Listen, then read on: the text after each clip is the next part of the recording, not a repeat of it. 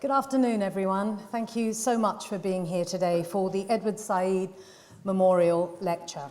My name is Razia Iqbal. I'm the John L. Weinberg Goldman Sachs Visiting Professor in the School of Public and International Affairs, newish to this community in Princeton. For more than 3 decades before I came here, I was a journalist and broadcaster at the BBC. It is an enormous privilege to stand before you today to introduce to you the person who is going to give this year's Edward Said Memorial Lecture, Dr. Samah Jabr. Before I get to that introduction, though, a few words of acknowledgement and thanks. Firstly, to the English department here at Princeton and Professor Zahid Chowdhury, who is in that department and is... I bet he didn't expect that. The chair of the Edward Said Memorial Committee. Huge thanks to him and to them for organising this event and extending the invitation to Dr. Jabr. Thanks also to the Princeton Committee on Palestine. I would also like to extend a very warm welcome to Mariam Said, who is here with her daughter, Najla, Princeton class of '96. Thank you both for being here.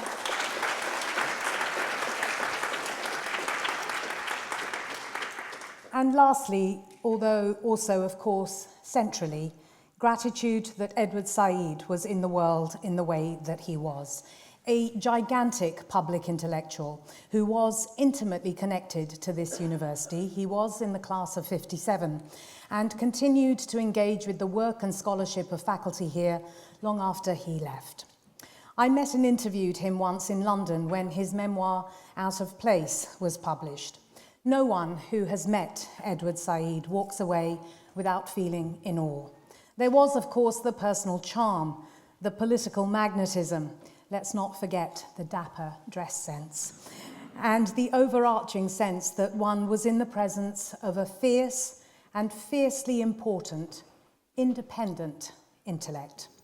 That his ideas and work continue to resonate is testament to this, and that so many have continued to turn to those ideas and do so in this moment that we find ourselves in. And of course, I have met, as we all have, Edward Said time and again in his books, always thrilling encounters. Edward Said's life and work was focused on many things: literature, music, politics, and history. In the middle of it all, he was dedicated to excavating truths. He was, in essence, a truth teller who articulated from a moral position and was informed by a sophisticated, nuanced, historical sensibility. His approach to his work might even be seen as a model for politically engaged scholarship that doesn't become mired in the culture of academia. Said's writing always took place in the world and had a relationship to it. In this current moment, then, of horror for Palestinians, what he wrote decades ago can feel as though it was written this week. Today, February the 27th, is day 144 of the current iteration of trauma for Palestinians in Gaza and the West Bank, and the 76th year of a continuing trauma. I think we should never look away from the following.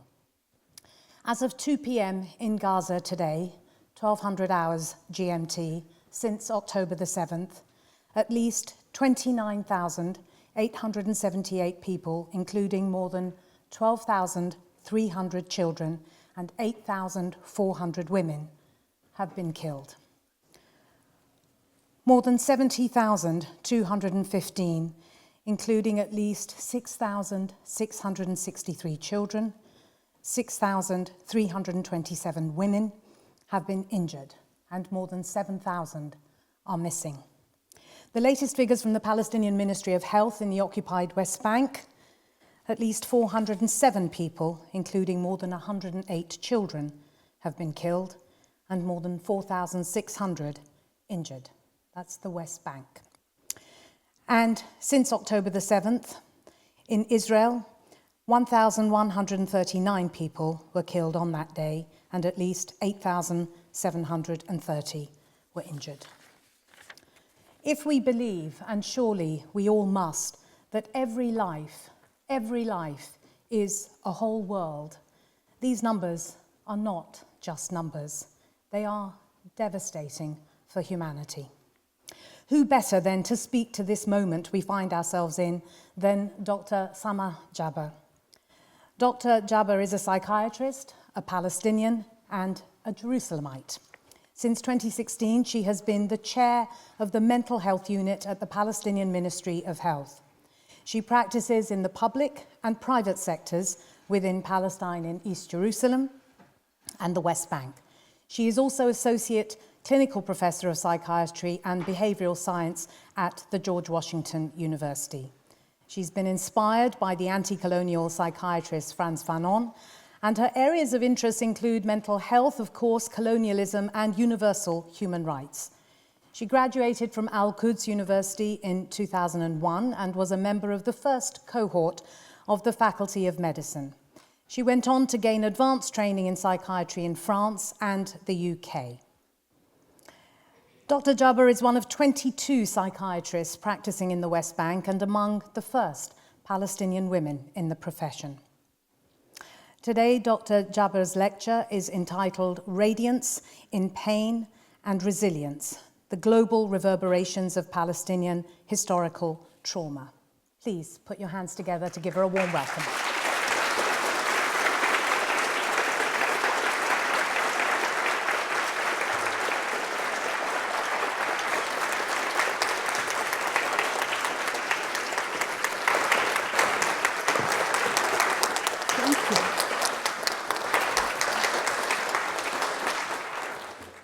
Thank you very much for a very kind and generous introduction.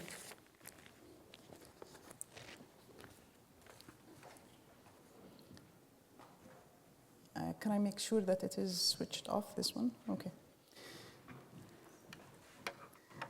Thanks to the organizers of this event. Ladies and gentlemen, esteemed guests, I stand before you today with deep reverence and a sense of purpose as we gather for the Edward Said Memorial Lecture. At this moment, Palestine is going through one of the most difficult confrontations it has ever endured. What Said might have said about this confrontation is a question that crosses many of our minds. We are not here to second guess what he might have observed, yet we can draw inspiration from his intellectual legacy, a heritage that sheds light on our dark reality and helps us to see the path forward out of its obscurity. When I think of Said's absence at this time, I'm reminded of the words of the Abbasi poet knight, Abu Firas al-Hamadani.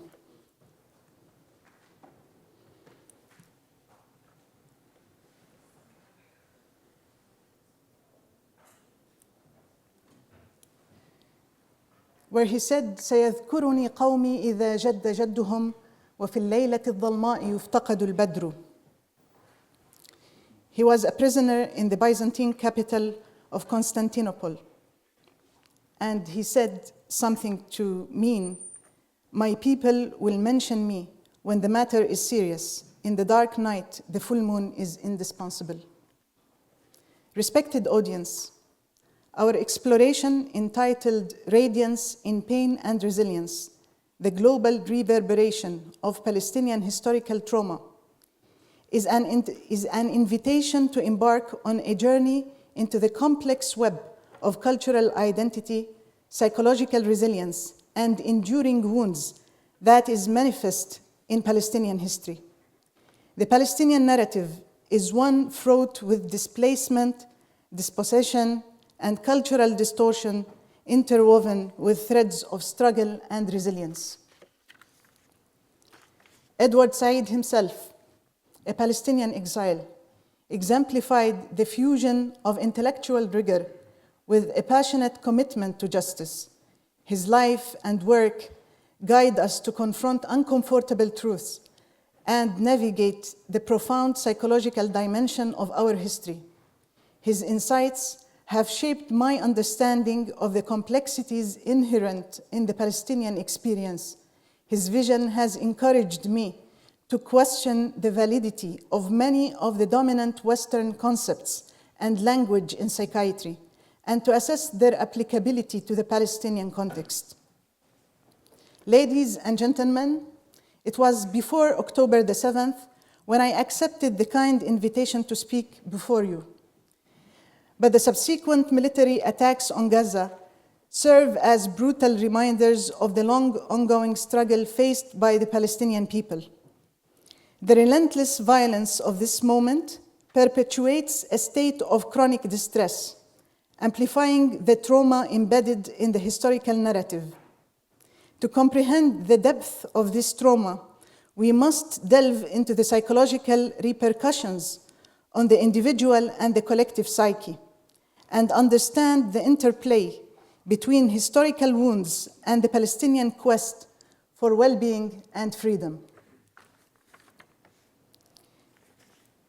In the midst of displacement, where homes become dust and landscapes are transformed into pale shadows of an inaccessible past, the psychological toll on both individuals and communities is immeasurable. The assessment unit focused on an individual human being alone does not tell the whole story. The enduring impact of historical trauma is found not only in physical dislocation, but also in dislocation within the intricate architecture of the mind and the relational webs of the community. Historical and current trauma influence the capacity for representation and for social and psychological well-being. It is within this context that we find ourselves compelled to explore the multifaceted dimensions of Palestinian history and mental health. Let me talk to you a little bit about Palestinian historical trauma. Individual trauma theory and the popular diagnosis of PTSD, which best captures the experience of an American soldier going to Iraq or Vietnam and coming back to the safety of the United States, suffering from nightmares and flashbacks, does not really express the Palestinian experience. PTSD failed to fully capture the Palestinians' experience of trauma, a trauma which has no clear beginning or end. The symptoms of historical trauma are not limited to re-experiencing hyperarousal and avoidance. There is no P in the Palestinian experience. There is no post. Trauma in Palestine is colonial, continuous, collective, cumulative, and cross-generational. It reverberates into every domain of Palestinian life: health, identity, culture, and economy. The ancient and multicultural capital of Jerusalem has been transformed into a Jewish city. This and the imposition of Israeli curricula on Palestinian school children, the fragmentation of families across checkpoints, the constriction of human movement imposed by identity papers, and the erasure of Palestinian culture, history, and language cannot be measured by a PTSD checklist. Imposing nakedness, forced nudity, forcing Palestinians to kiss the Israeli flag or to dance to the Israeli national anthem are not considered traumatic events according to psychiatry textbooks. Historical trauma theory suggests that lives are lived in specific historical times and places. If historical times and places change, they change the way people live their lives. Here are 4 assumptions underlying historical trauma theory. Mass trauma is deliberately and systematically inflicted upon a target population by a subjugating dominant population. Trauma is not limited to a single catastrophic event, but continues over an extended period of time. Traumatic events reverberate throughout the population, creating a widespread experience of trauma. The magnitude of the trauma experience derails the population from its natural developmental course, resulting in a legacy of physical, psychological, social, and economic discontinuities that are transmitted intergenerationally and persist.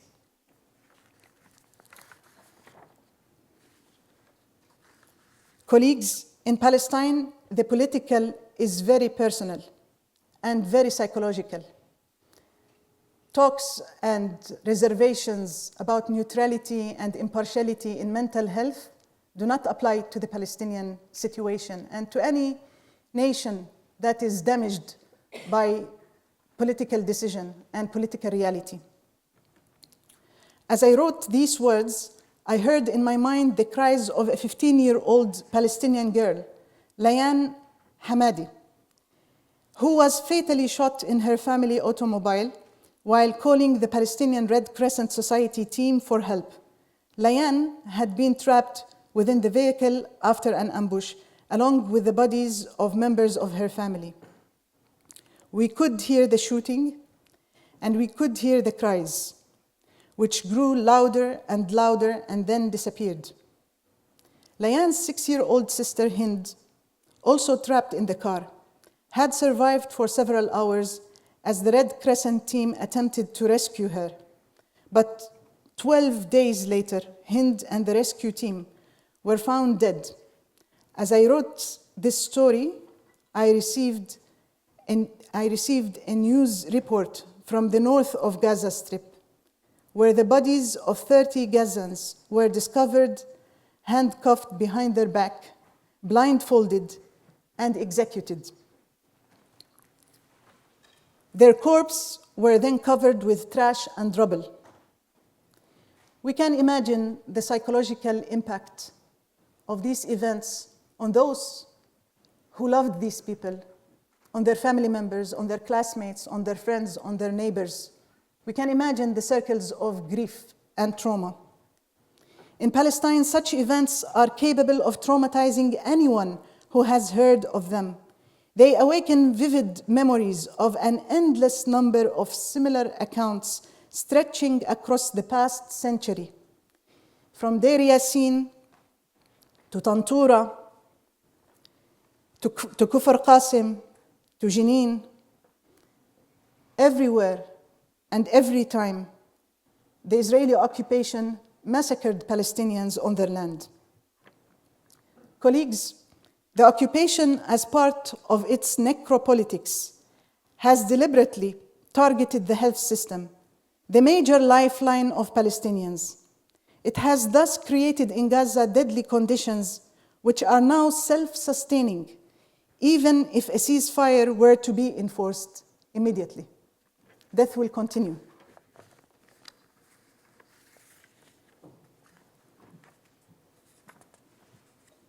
A population of 2 million displaced, malnourished people have been concentrated in Rafah during winter. Pandemic respiratory infections and hepatitis are rampant, and people are dying of their untreated infected wounds. Famine is spreading and taking lives of babies and elderly people. By early February, 340 medical personnel have been killed, 125 ambulances destroyed, 26 out of 36 Gazan hospitals have been rendered completely dysfunctional, and the rest are partially dysfunctional. 100 doctors have been arrested and exposed to torture. The details of the torture of Dr. Muhammad Arren and Dr. Muhammad Abu Silmiye are chilling. Let me tell you a little bit about this. Those who are detained in Gaza, they go to concentration camps without any knowledge of human rights organizations. They disappear. And then some of those who leave these concentration camps tell the stories of what's going on there. So the general population is put aside, and doctors are put alone and they receive an especially harsh treatment and torture. I will give two examples from Dr. Mohammed Arren, a pediatrician at Kamal Adwan Hospital. When Israelis threatened that they will demolish the hospital or he goes out, he went out. And then he was asked to take off his clothes in front of a big line of people. He kept his underwear, but they pressured him at gunpoint to take off his underwear and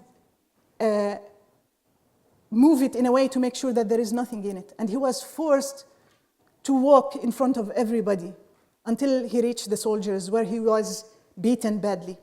And then for 45 days, he was blindfolded.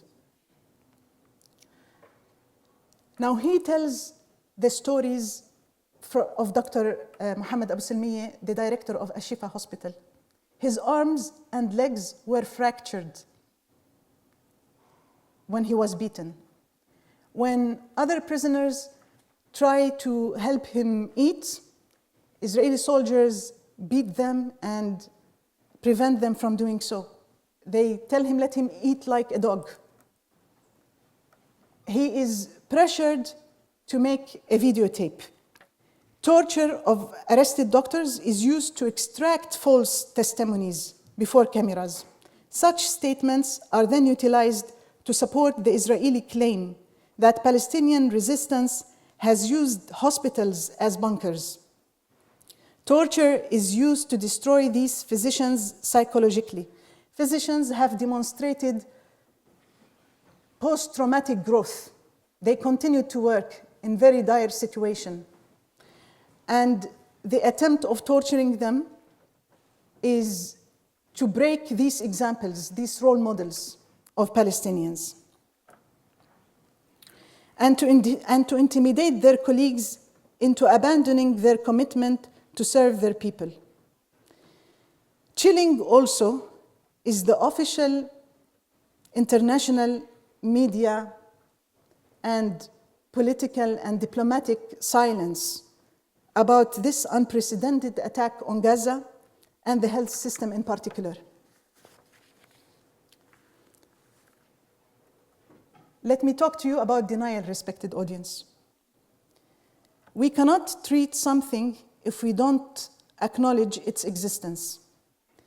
Denial and suppression of awareness of the historical trauma of Palestine impede its treatment.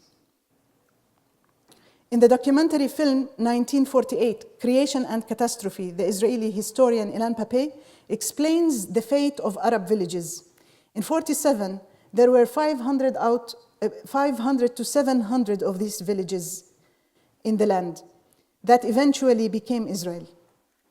By the end of 1948, only about 100 of those villages remained. Pappé explains how Israel planted forests of pine trees on the resulting debris to erase the Arab character of these places and to mask the massacres and trauma, the historical trauma, and to obliterate their memory. We call this greenwashing in Palestine. Here, colonies were built with Hebrew names that resembled the other strategy. Pine washing is the first one, and the second one is changing the names. Colonies were built with Hebrew names that resembled the original Arab names in order to suggest that these were originally Jewish places. Anthropologist Rosemary Sayer has written about the exclusion of the Palestinian Nakba from the trauma genre and examined crucial ways in which ignorance of Palestine and the Nakba of 1948 has been cultivated, whether through colonial appropriation, landscape transformation, censorship, memoricide, schooling, or promoting the fear of being labeled anti-Semite. Denial of the Palestinian historical trauma is also vivid in the discourse of the US government. in its repetition of the Israeli falsehood of decapitated babies and stories of rape. We see this denial in the statement of the American Psychiatric Association standing in solidarity with Israel, a statement that ignores a century of Palestinian political oppression. We see this denial in the threat of being labeled anti-Semitic, a specter which haunts American college campuses to silence students and academics alike, and to threaten their future careers. We see this denial in an incitement of pervasive hostility towards Palestinians that has led to hate crimes, such as the fatal stabbing of a young boy, Wadi al-Fayoumi, and the unprovoked shooting of 3 Palestinian university students at Vermont. Denial is also present in pointing a pistol towards a young American soldier who put himself in fire to protest against all the killing that is brought upon Palestinians. In the face of this denial, overwhelming denial, everyone in Palestine realizes that this genocide and political violence is waged against us by Israel and its colonial supporters in the West, and that this assault particularly is enabled by the United States through military, money, diplomacy, and 3 vetoes that have been used to stop ceasefire, to stop the international call for ceasefire. The complicity of the United States is even known to Palestinian children who handle their own immense grief with temporary denial. One boy told his friend, "Your father was killed." The friend responded, "No, he's just sleeping. He's sleeping deeply. He's too tired." A girl asked a doctor who dressed her wounds, "Doctor, is this a dream or reality?" Another girl with an amputated foot inquired, "When will my foot grow back?" In time, these children recover from their denial and grow up to chant, we will triumph against Israel and the United States." That's a song that many Palestinians, I don't know if there are any Palestinians in this audience. Maybe you remember the words, "Mansurin, Mansurin, ala Amerika wa Israel." We will triumph against Israel and the United States, while the United States remains in denial for its responsibilities in shedding Palestinian blood. Let me tell you a little bit about the treatment. Esteemed audience, at this moment, 6% of Gazans have been physically exterminated, wounded, or maimed. Everyone in Gaza is psychologically affected, and most Palestinians are experiencing anticipatory trauma, watching from afar in dread, guilt, and helplessness. And because Palestine is an Arab, Muslim, and human cause, the radiance of our pain is so intense and vast. Some of you might be suffering from trauma by proxy, watching from afar, feeling helpless, guilty, inefficient. One of the definitions of trauma is the disaster of helplessness. Trauma is the disaster of helplessness. The events in Palestine are also stirring traumatic memories for other nations, like the natives, the blacks, and people in the global south. But this is not the only feeling that is radiating from Palestine and Gaza. Have you seen the heroic Dr. Amira Al-Assouli at Al-Nasser Hospital taking off her jacket, crouching down, and running in front of snipers to rescue a young man?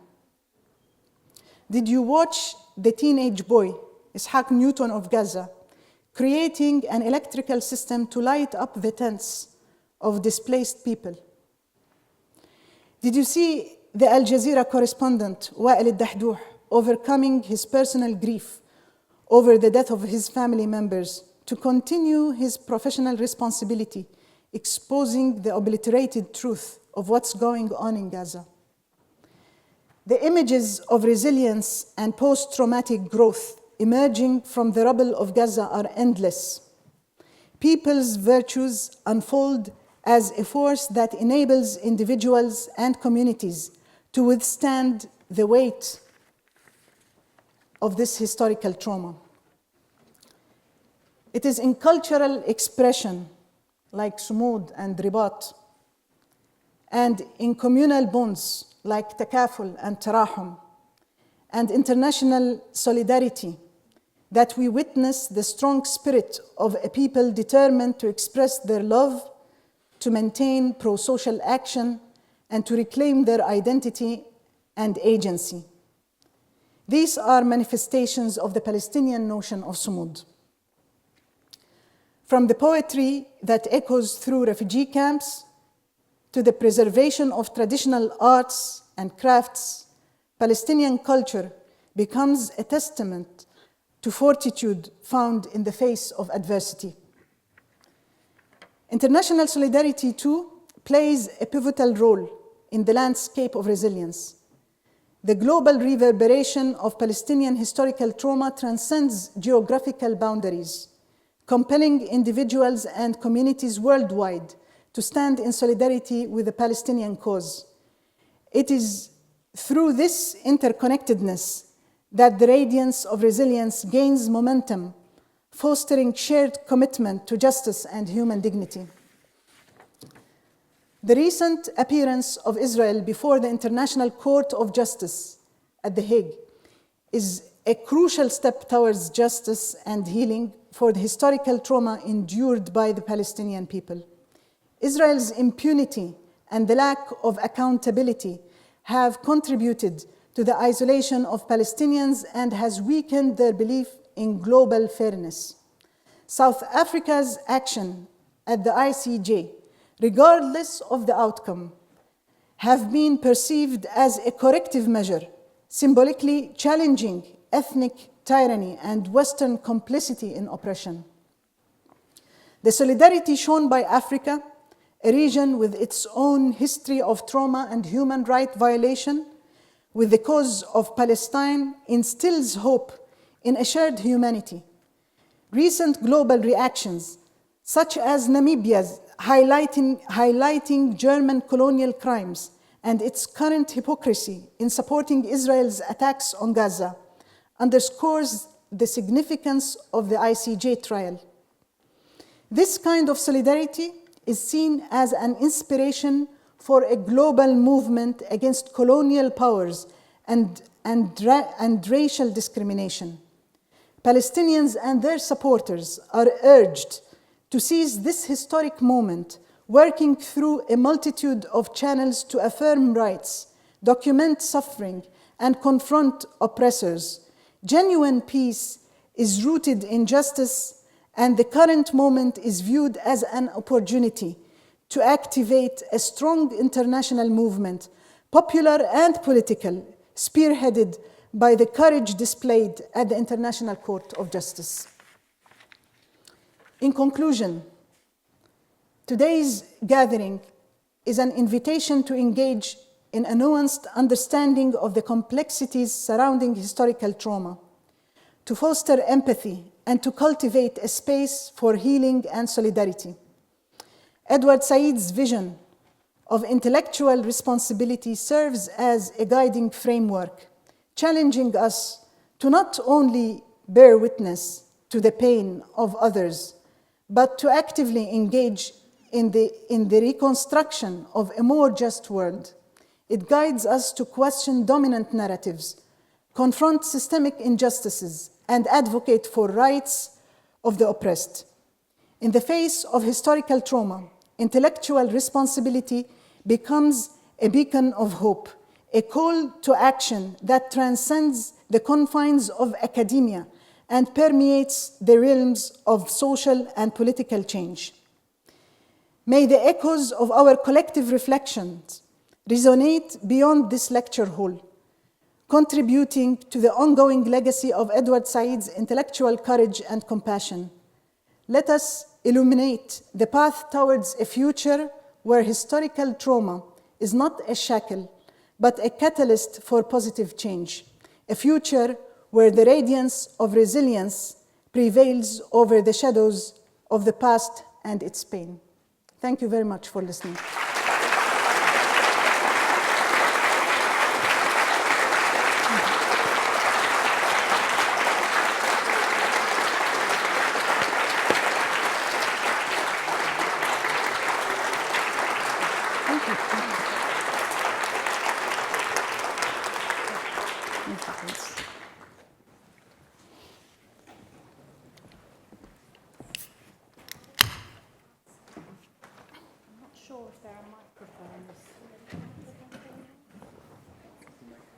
No, this one is.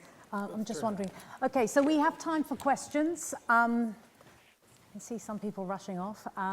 Please raise your hand, and I'm not sure if there are mics so that everyone can hear, but maybe it's a small enough space. Any hands going up?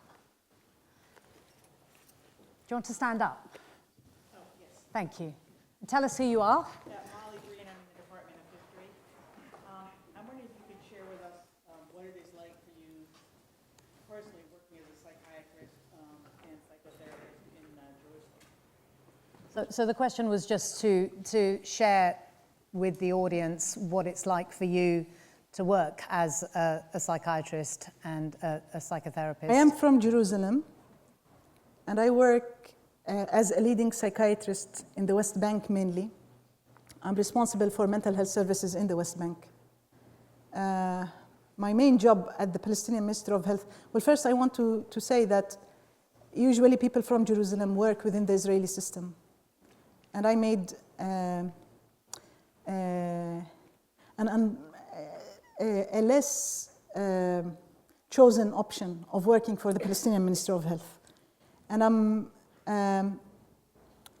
my main job there is to create policies in mental health, like the National Mental Health Policy, Suicide Prevention Policy, a national strategy for child and adolescents' mental health. In order to do so, I work with all mental health organizations in the West Bank, but because those are national policies, I have always insisted to include Gaza in this work. And I used to go frequently to Gaza and to collaborate with colleagues in Gaza for this purpose. And I was supposed to be in Gaza on the 18th of October. I obtained a permission to go there. My previous visits to Gaza impacted me. And I remember after visiting Gaza for the first time, I wrote an article with the title, Gaza the Betrayed. It was less betrayed at that time. Now it's assassinated. Because psychiatrists are very few, so I do this work in creating policies, but I also do a lot of clinical work and supervision with NGOs. I have to say that I observed something interesting because before October the 7th, we used to receive a wide range of people coming with complaints. A young woman who's unhappy with her mother-in-law would come and complain about her mother-in-law. And then after October the 7th, we don't see these people in the clinic. They consider their complaints not a priority. And sometimes when they want to complain about such things, they start by apologizing.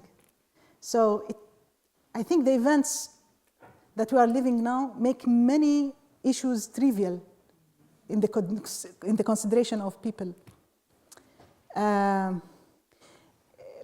We have very few professionals, specialized mental health professionals in Palestine, and the demand is very, very high. And I've been involved in building capacities among professionals who are not specialized in mental health. We used to train general doctors, nurses, teachers, and counselors on providing mental health response to emergency situation.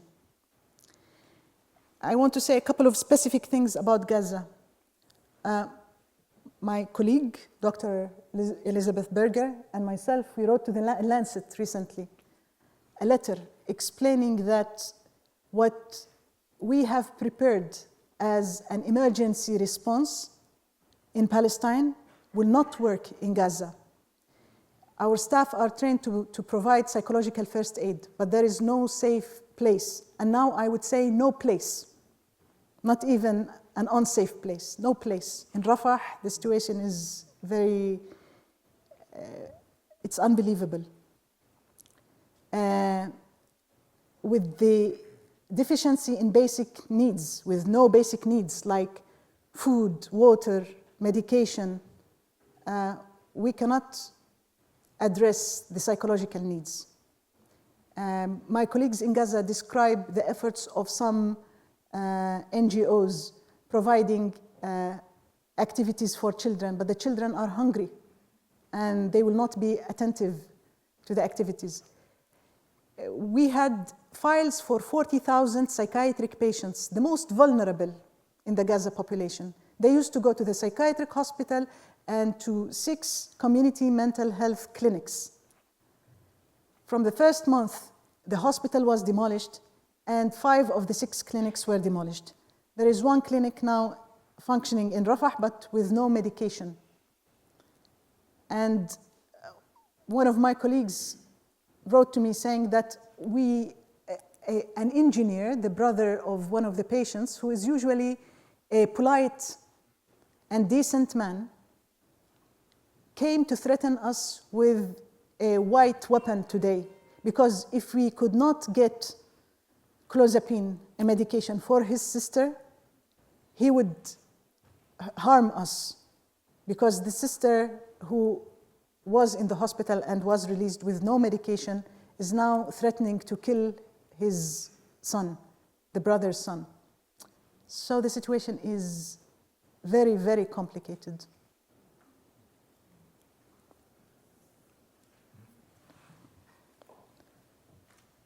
Wendy Brown, professor at the Institute for Advanced Study in Social Science. First, let me just thank you for offering such a concise and elegant but blunt account at this time. I think we all appreciate what it takes for you to come to us and do that, so thank you. Your account was so concise of the wrong of PTSD for thinking about historical trauma that I would love it if you could elaborate a bit on accounts of treating trauma, understanding trauma that depart from that frame. What happens when you leave aside the inadequacy of conventional accounts of trauma for understanding Palestinian and perhaps other colonial violent traumas? Anything you want to add, I think we'd all be grateful. Thank you. Well, first, thank you for inviting me, and thank you for tolerating the bluntness. Well, I have to say that there are a few more things to object to in hegemonic psychiatry, including using the individual as the measurement unit and the ahistorical part and the homeostatic approach, which intends to make people go back to the previous situation, but oppressed nations don't want the previous situation.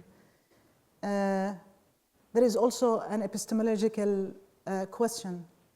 In oppressive conditions, can we really know the truth?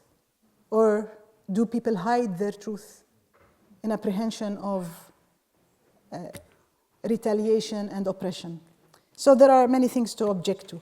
I will elaborate a little bit on PTSD. Trauma in the Palestinian context is collective, mainly collective, and I think collective trauma needs to be reprocessed collectively by creating listening cycles, special interventions within certain professional groups. The trauma, I mentioned a few things about the experience of medical doctors. I think they went through a special experience that needs to be expressed among professionals within a group. Previously, I developed a manual for the intervention with school kids, collective intervention in school setting, to be implemented by teachers and school counselors. The collective approach is not only culturally sensitive and suitable, but cost-effective. We cannot put every Palestinian on a chair for therapy, but we can create therapeutic communities and therapeutic groups, listening groups. Also, the language that we use in Arabic, we don't call it therapy, we call it support. Because therapy suggests that people are sick, and support suggests that people are at disadvantage. They've been wronged, and we want to support them. And we invest a lot in other people in the helping professions. In certain moments, I trained Aikido coaches to provide support for Palestinian teenage prisoners, ex-prisoners, because they wouldn't accept going to a psychiatric clinic. Now, this is not to say that no one needs a more specialized treatment, but first we start with these support groups and supportive interventions within groups, and the individuals who are more symptomatic or who ask for individual care will be referred to individual care. In certain moments also, at certain times, I trained and we created a certain intervention where we can get the help of religious figures in the prevention of suicide in the Palestinian community. Because if we don't involve them, if we don't conceptualize them as part of the solution, they will be part of the problem, stigmatizing suicide and telling people that it's a big sin. So I think, there is a French expression like we make our internal cuisine. We know how to make our internal cooking in mental health in Palestine. We created programs that we believe are historically and contextually sensitive and appropriate to our people. Sure. And right at the back.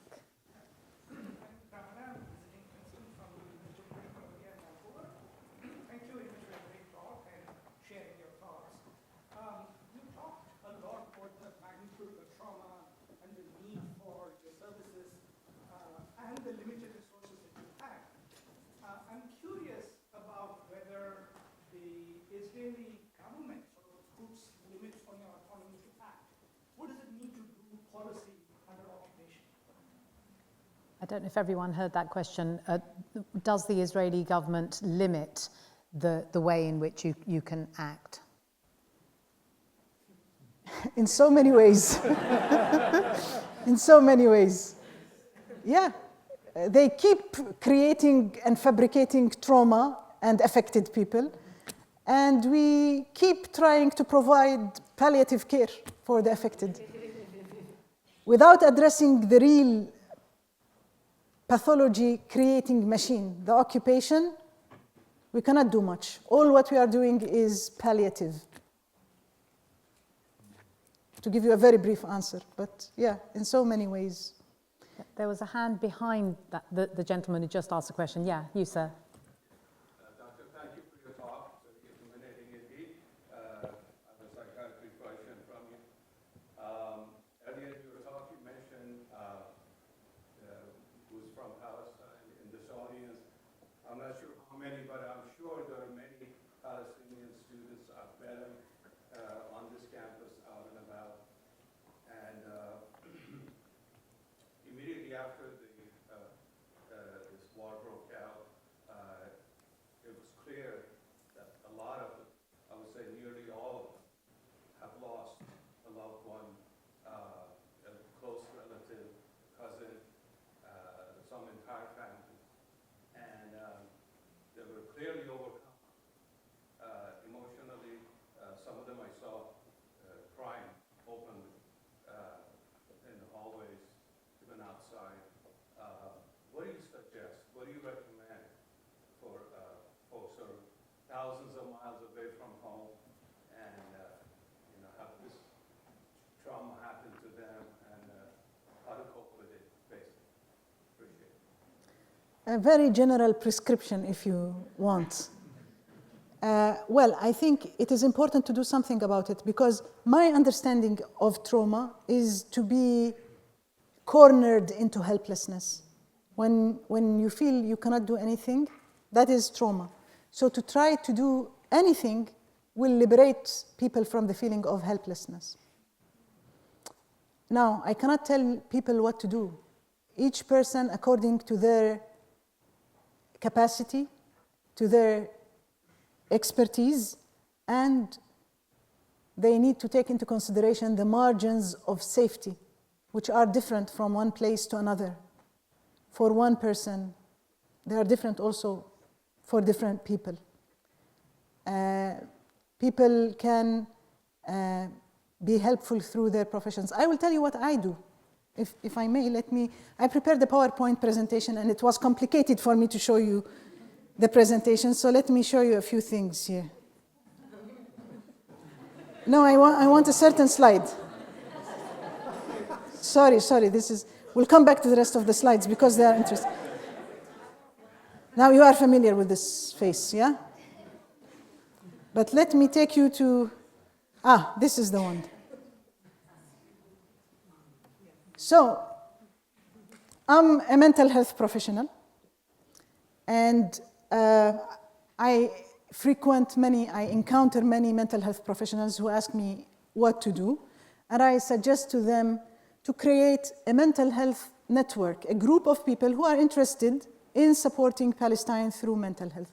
And I want you to know of the presence of a USA Palestine mental health network, and we have representatives of the network among us today. Hello. And over the past, people sometimes feel energized. So during this predicament, Australia Palestine Mental Health Network and Canada Palestine Mental Health Networks were created just recently. And they are speaking about Palestine, trying to challenge mainstream mental health associations. I think lawyers can create a network similar to this. Maybe teachers, people in education, people in academia. I cannot tell, I can design what works for me and for people around me, but I think it is the challenge for everybody to find what they can do, not to be forced into helplessness during this difficult time. And it feels good, even if sometimes it is illusionary, good in an illusionary way, but it is better than doing nothing. A hand that went up there, and then the young woman here. Hi, thank you so much for your presentation. My name is Patrick. I'm a PhD student in the School of Architecture here. And I really appreciate your description of the radiance of both the pain and the solidarity expressed at every level around the world. And I just wanted to invite you to talk about what maybe students, and in particular students at Ivy League universities such as this one, what we can do to express genuine solidarity with Palestinian people. Well, I would refer you to the previous answer and add a few more things. I think students, they have a lot of energy, maybe more than adults and grown-up who are tied with work and have, like they take more risk. You take more risk once you are employed and affiliated with certain institutions. Learn about Palestine and visit Palestine or connect with Palestinians who are energized and motivated for their cause, and get guidance from them. Another general advice also is ask yourself, why do I want to do it? There is a personal answer. It's not only for Palestinians. People do this, okay, it's for the population that you want to support, but also it serves some inner needs in every one of us. And it is important to ask ourselves this question. And sometimes there are good reasons why we want to do it, and sometimes there are less good or not so good reasons why we want to do it. So it is important to have a conversation with yourself about why do you want to do it. What could be a not good reason to do it? Anti-Semitism. Anti-Semitism. Being accused of being anti-Semitic. No. Sometimes people want to do it. I encountered some people. It is very rare. It is very rare. But sometimes people want to do it, not for the good reason. Right. The young woman just here. Assalamu alaikum, Dr. Jabr. Can everyone hear me? My name is Madan. I'm an assistant professor at NYU School of Social Work. Thank you for coming. Shukran. أنا معاكي إحنا معكم. My work focuses on refugee communities here in the U.S. and part of my work is actually on mental health, and I'm also a consultant for the Muslim Mental Health Lab at Stanford. I'm not sure if you're familiar with Dr. I will be visiting them soon, in a few days. Yeah. Yes. I'm really interested to hear sort of your thoughts on the language that we use oftentimes in mental health literature here in the West, and particularly around the concept of survivor's guilt. I've been really wrestling with that with my own research with Rohingya Muslims in Chicago, and how oftentimes that concept and that approach is very much limited and almost, takes away the agency from the people who have survived so much. And it's not just guilt that they bring with them, but they also bring with them resources, expertise that they then turn into action. People are contacting, and this is particularly to the field work that I've done with Rohingya refugees, but I'm curious to hear about also what you think in the Palestinian case, because it's not just that people are experiencing all of this trauma, but people are actually taking action. And survivor's guilt is limited because it doesn't really tell the whole story. The story doesn't begin or end with the trauma. And there's so much resistance to that too. I won't even call it resilience because I have my own sort of critiques of that term as well, because it divorces accountability from obviously the oppressor. But, one of the ways that I'm thinking about it is thinking about survivor's responsibility. And survivor's responsibility to tell those stories, to advocate, to make sure that history is not forgotten, and there's this like silsila that I see often in a lot of the narratives of refugees. There's like this chain, right, of passing on the stories. You gave the little, anecdotal phrasing of saying, the critiques on the U.S. and Israel, like being so young and use poetry and all sorts of ways that it's not just, again, feeling like you're a victim, but also feeling like you belong, and this is your country, this is your land, these are your people, and you can actually do something as well. That you're not just, that you're not just the victim. So I'm curious to hear about how you think through that. Well, I think those who don't have the guilt and they survive and they don't feel guilty about surviving and they feel the responsibility of doing something and they find their own formula for doing whatever they can do. That's a very healthy reaction. It's not pathological. But there are people who suffer from survivor's guilt. And I think this is a disguised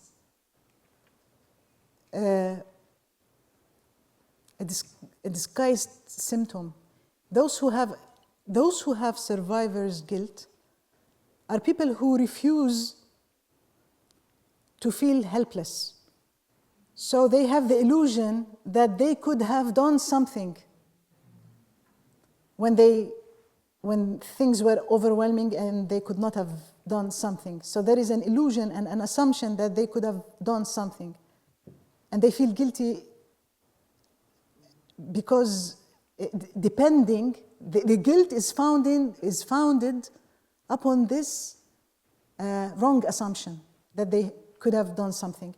Now I hear from people who managed to get out of Gaza, leaving family members behind, expressions of survivor's guilt. Previously in Hebron, I remember working with a young adolescent. He went with his cousin to a demonstration. He invited his cousin to the demonstration, and the cousin was killed, and he survived. And he feels guilty. He says that he was responsible for taking his cousin there.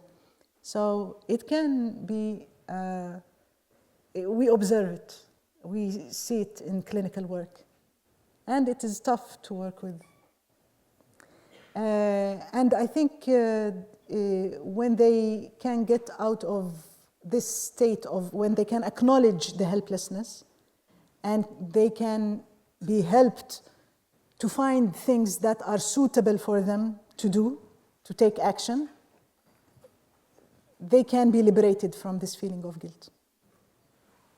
Is there a particular, I mean, I think part of your question was to do with the kind of the Western paradigm of survivor's guilt. Is that something that you, in your work, question in the way that you were questioning the post in the PTSD? I think that I find some common factors between the Western concept of survivor guilt and what I practice in and the clinical presentation. The difference is, I think that the difference would be that the self and the other that is associated with the self is different in the two societies, because the conceptualization of self for Palestinians is mainly collective. So if something happens, there are many people who were born in Australia, in Canada, who define themselves, if you ask them where do you come from, they will mention one of the 700 villages that were destroyed. So this sense of affiliation, connection, identity, and self, the collective self, is something that will make the presentation of people with survivor guilt wider, I think, in the Palestinian experience. Najla. Hi, Najla Saeed. This is in America, specifically since October 7th, what happened to many of us was we were confronted with another historical trauma sort of affecting the Jewish population here. And the reaction of certain people seemed over the top and fearful in a way where now we have these two historical traumas sort of not at odds, but it seems like we have to, as you spoke very clearly about the denial, do you have any suggestions for how to deal with both things? Can be true. You had a difficult experience, we had a difficult, but it's not really the same. So I just wondered if you had any. Well, I don't think that when we acknowledge Palestinian historical trauma, this takes away from the trauma of any other nation. And there is no point in ranking the pain of one person above or less than others. I think what is important for us Palestinians is to be authentic. I don't think that anyone has the absolute truth. But everyone has his own truth, according to his feelings, according to his experience, to his reflections and understanding. Now, oppressed people, sometimes they betray their authenticity. They don't say what they feel and what they think in fear of others. And I think we owe it to ourselves to be authentic and to talk about our experience and to call our things in the names that we wish to use for our things. And I think I mentioned Rosemary Sayer because she researched what has been written about historical trauma in American academia. And she found that the Palestinian history is missing. And we need to be, to do our job and to bring it to our circles, to our academic circles, and present it. We need to be authentic about our experience and not shy away from others. Hands going up there. So just here in the front, and then Alia over there. Assalamu alaikum, Dr. Jabr. Thank you so much for speaking with us. I also wanted to, my name is Roya, my family is from Afghanistan, and so I really resonated with some of the things that you shared about collective trauma and also about denial, particularly about the denial of the United States government in their hand in everything that has happened in Palestine and everything that has happened in Afghanistan. So I really appreciate you bringing that up. I wanted to ask your thoughts as a psychologist, and especially as a psychologist who works on policy making. How do you feel that we can move past this denial? How do we break free from these circles of denial that people create where it is just, like one false narrative after another coming across? And how do we as people, and how do we hold our governments accountable for telling those truths and breaking past the denial? The denial of our own population, or the denial of the international community who denies us our rights, our human rights, our freedom, our sovereignty. I think by being authentic, by speaking up our truth and presenting our facts and engaging in dialogue, real dialogue. Israelis love dialogue and inviting Palestinians dialogue. Dialogue needs to be, we need to neutralize, we need to put aside power dynamics.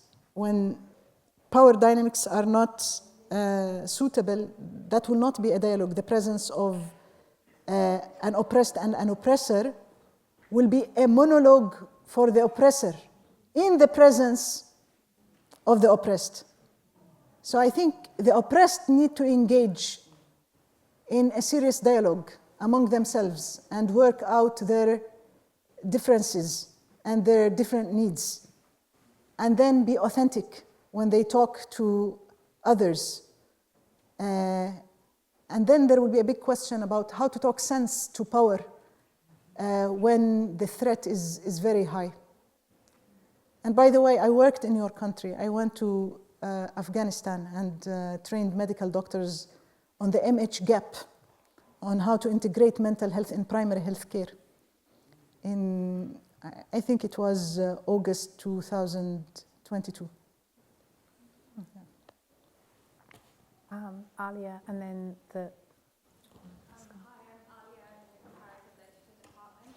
I was wondering if you could talk about, so one of the lessons that the history of Israel and Palestine teaches us is about historical trauma and kind of the dangers of historical trauma. What happens if historical trauma is substituted for a nation state, which is then armed to the teeth by an incompetent policy framework, internationally agreed. And I wondered if there are any lessons that you draw from that particular history of historical trauma and what was done, what was legitimized in the name of historical trauma, and whether you think psychotherapy and psychiatry has a role in intervening in that kind of a substitution. Well, that's a big and complicated question, so I will choose what to answer, which parts I can answer. Excellent. Well, specialized mental health intervention is the last thing that should come in the treatment of historical trauma. I think the treatment, the management of historical trauma, the treatment, the mental health response to historical trauma starts by acknowledgement and searching for truth and talking about truth and connecting with the traditions that have been obliterated and destroyed by oppression. Being grounded in one's culture and connecting with people. Solidarity, resistance is very important for the treatment. And then the last thing that we need is specialized mental health practices. EMDR and trauma-focused CBT for the few individuals who are affected, who have individual trauma. But I think acknowledgement and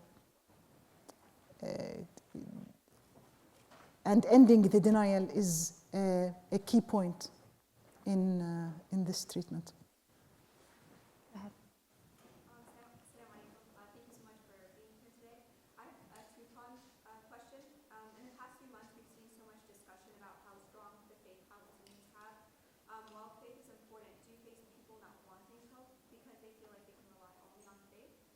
Yes. And then also recognizing Palestinian diversity and particularly how some minorities have been acutely affected, like Christians. Can you please discuss if you treat patients differently based on faith? Well, when people bring up faith to the discussion, of course, we build up on this. And let me show you here another slide. I just want to feel that the slides were useful. Let me show you. Well, first, this is the concept of sumud, and we try to elaborate on what it means for different Palestinians. So it includes the meaning of sumud includes pro-social community-centered approach, endurance, steadfastness, defiance against oppression, solidarity, working for injustice. And I want to say that sumud is a word, resilience, we have heard of resilience over the past 30, 35 years in psychology and psychiatry. While sumud is a word that has been used since the British Mandate in Palestine. It's been there for 1 century. It's written in Palestinian literature. So it is a word that is wider than resilience, and it includes it is not only a state of mind, it is action-oriented. Another concept, which is interesting, is ribat. Ribat is also, it comes from Islamic faith, but it has been politicized by Palestinians to mean the protection of their holy spaces. It was used for the first time after the Baruch Goldstein attack on the Ibrahimi Mosque. People were asked to come and practice ribat in the mosque. So it's been politicized. So there are things in the culture, in the faith of Palestinians that's been useful. Another thing to show you, well, it's not clear, but you can take the code bar and look this plan. I conceptualized it with another colleague, a psychologist, Zainab Hinnawi, where here we write all the big events that Palestinians consider to be traumatizing, and we talk about the damage not only to individual, but to the social fabric. For example, the internalization of inferiority is one of the consequences of historical trauma. People feel inferior, they might fall into the fascination with the aggressor, they feel very competitive, they compete very harshly among themselves over the leftovers. And the response includes, this is the treatment of historical trauma, which is based on solidarity, searching for truth, culture, spirituality, resistance, advocacy, healing spaces, community care, trauma-informed education, trauma-informed healthcare. So this is what we need in Palestine, not only EMDR and trauma-focused CBT. There are things in our culture, like the concept of yaqeen, takaful, tarahum, sumud, ribat, that we need to, I think mental health professionals need to be humble and stop assuming that they are the experts and just listen to people helping themselves and observe what they use. And then we can learn and build on that. This is what I try to do in Palestine. I think we've got time for about 3 more questions. So here in the front. Yeah, you're looking around. Thank you so much for your presentation. My name is Darryl Lee. I used to live in Gaza. I was really struck by the way that your talk started with trauma and ended with hope.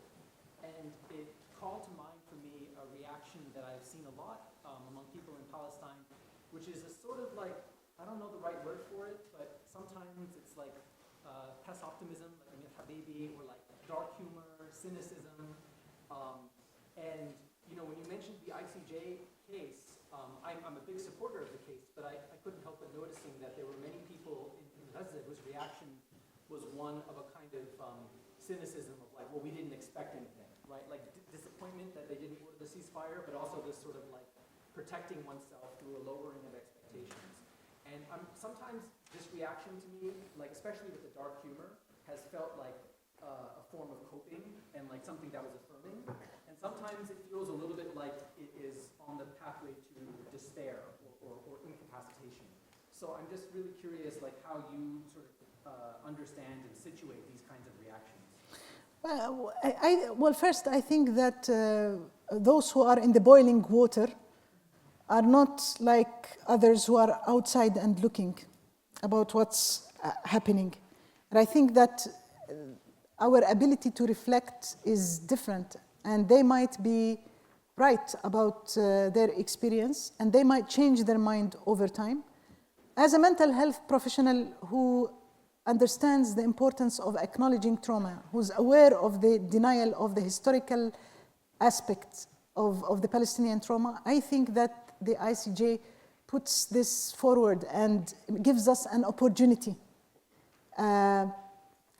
Of course, they are not interested on theorizing about historical trauma now or finding ways to acknowledge their pain. They want an immediate anesthesia for their pain. They need food and water. So I accept their reactions, and it's good that they can be cynical. It's good that they can laugh about it and making jokes at this horrible time. I hope that there will be a ceasefire soon, and I'm sure that there will be different reactions for people when this is over. Go ahead. Hi, thank you so much for coming to speak to us. It's been really incredible to hear you. My question is, as a Jewish American on a college campus, I would like to know, as someone trained in building narratives and in like working with Palestinian trauma, amplifying Palestinian trauma, how do you suggest bringing that to Jewish Americans who have been programmed to not see humanity in Palestinians? Well, I don't assume that, and I don't think that we should change our discourse to meet the needs of different populations. I think Palestinians first need to be authentic to their own experience, and maybe Jewish people in America who are concerned about Palestine need to find the right language to speak among themselves. This is a dialogue that needs to be among this particular community. It is important not to fear talking to the Jewish community, whether it is supportive or not. I want to say that the repression that we face since October the 7th in Palestine, outside Gaza, in the West Bank, in Jerusalem, in areas of 48, has been unprecedented. People are being arrested for their feelings, for their thoughts, for the signs that they put on their social media. At least I would say that there is a wider margin for freedom of expression in this country. And I hope, like in Palestine, we are at genocide, but here, people who support Palestinians are at war with a very tilted and oppressive world order.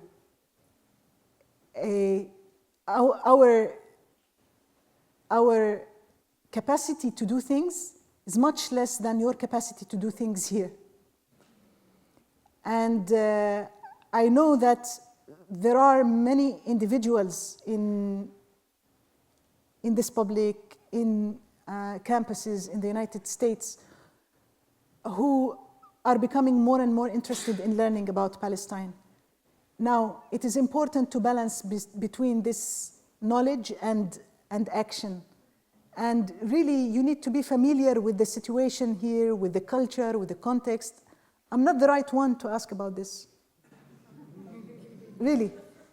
You need to be familiar with the limitations and possibilities in order to craft your own pathway. I can barely craft it for myself back home. Yeah, go ahead. Hi, I'm Rob Nixon. I'm in English and the High Meadows Environmental Institute. So thank you for your powerful voice in doing this sensible work. I wondered if you could talk a little bit about the mental health and physical security of journalists. So we've seen internationally a clampdown and an attempt to dry up the sources of witnessing at the source. And in some way what's happening in Gaza seems to be the most acute form of an international conditions whereby journalists and witnessing more broadly is being threatened, either legally or through targeted assassination. Yes, that's another group of professionals, of Palestinians who have been targeted in a very serious way. And I want to say that after the assassination of Shireen Abu Akleh, I wrote an article in Arabic in the Palestinian press with the title talking about the psychological helmet of a journalist, saying that journalists need to receive psychological support because this was not available for them. People like authorities and institutions didn't consider that Palestinian journalists, at least the local ones, need this support. But the impact of the killing of Shireen Abu Akleh was huge on her colleagues, those who worked closely to her, and other Palestinian journalists. And they realized that this can happen to no one is immune. Now, what we witnessed in Gaza is unprecedented. It's not only targeting them for the work that they are doing, also to disturb them from continuing the work. Israel prevented international journalists, except for those who go with the army, to enter Gaza and report on Gaza. And their reports were checked by the Israeli army. So it was part of the strategies that were made to continue this work, the acts of genocide in Gaza. Targeting journalists kills the truth. and allows the Israeli misinformation and propaganda to spread more easily without being challenged. I think it's very important to empower them, and psychological empowerment is especially needed for them. They are, as Gaza residents, they are exposed to trauma. They are also exposed to vicarious trauma because of their work. And they are targeted because of their profession. So those are three important reasons why they should be prioritized in mental health services and support. I'm going to allow one final question. Somebody had their hand up over here. No, wasn't you? It wasn't me. No? Okay, last one over here. Thank you for your talk. I was wondering about how mental health care can also be used to delegitimize resistance, or how when a narrative comes out of trauma. I love this question. Sometimes people will say, "Oh, they're crazy, so poor person, and let's make them feel better." You see that with resistance in Gaza, as well as Aaron Bushnell, now the U.S. media is saying he's crazy, and that's why he self-immolated. So I was wondering, in your perspective, how do we move mental health care away from that, or how does that function under occupation? When I think you said something like there is an Israeli mental health service, probably for Palestinians, right? So that. Yeah. Well, I think many oppressive regimes have been using diagnoses for people opposing them. Russians have been using sluggish schizophrenia, a term to diagnose their opponents. In Palestine, May 2023, Sheikh Khadr Adnan died in his prison after a long period of hunger strike. And Eddie Cohen, an Israeli journalist, published that this was suicide. So he was left with no appropriate medical care, and his act was described suicide. Also, when young people in Gaza used to march, to participate in the March of Return, international media described that as suicidal acts. So in a way, it takes responsibility away from Israelis. Israelis are not accountable because Palestinians wanted to die. And it pathologizes Palestinians. Now, more recently, what's her name? I forgot her name, Ayelet Shmuel, I think, the director of a trauma center in the envelope of Gaza, said that Palestinians, Gazans, are sociopaths. And a psychopath can benefit from treatment, but sociopaths cannot benefit from treatment, something to that effect. But psychiatry is not the most progressive profession. I think you will find plenty of terminology to describe, like big diagnosis to describe the slave that is not happy to be a slave, to stay in the White House, in the comfort of the house of his white master, and who wanted to flee. I wanted to give you an example of how easily we can pathologize people. I received a boy from Jerusalem. He was brought by his mother, and his mother wanted me to prescribe stimulants for him because teachers say that he doesn't pay attention.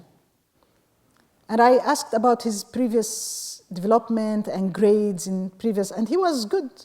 And then there is a sudden drop in his school performance. And when I asked how he doesn't pay attention, he would put his head on the desk and just not care. So it seemed like an act of protest. And when I started talking to him, he told me that since they imposed the Israeli curricula in school, this is his only way to protest against it. And I was expected to give him an ADHD diagnosis and give him stimulants for that. So we really need to inquire more and ask people and learn about how the political reality influences their life experience and their behavior. An extraordinary, clarifying example that you leave us with. Please put your hands together to thank Dr. Samah Jabr.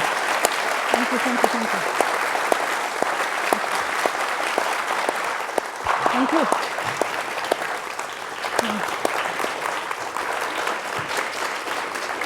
Thank you very much.